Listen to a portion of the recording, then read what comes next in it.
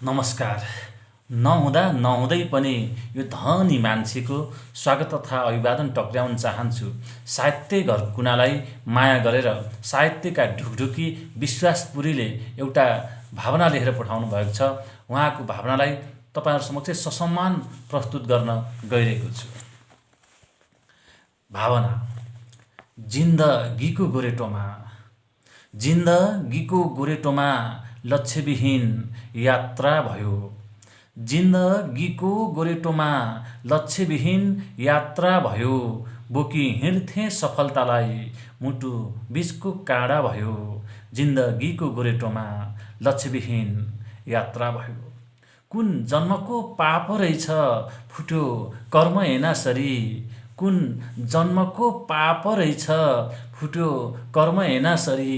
हिँड्दा डुल्दा ठेस लाग्छ आउने जाने बाटोभरि।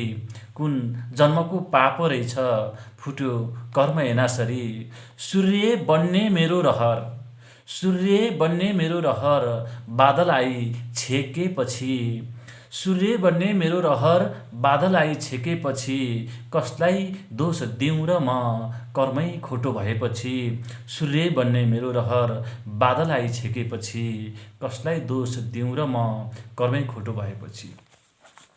चापाकोट 4 ज्याग्दी खोला स्याङ्जाका विश्वासपुरीको यो भावना मैले तपाईहरु समक्ष प्रस्तुत गरेँ। विश्वासपुरी स्याङ्जा जिल्लाको दक्षिण पूर्वी भागमा युवामाझ पनि निकै लोकप्रिय हुनुहुन्छ।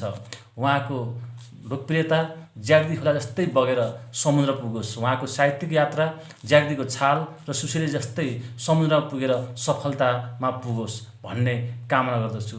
उहाँ विश्वासपुरीलाई मेरो आत्मैदेखि धेरै सम्झना र माया।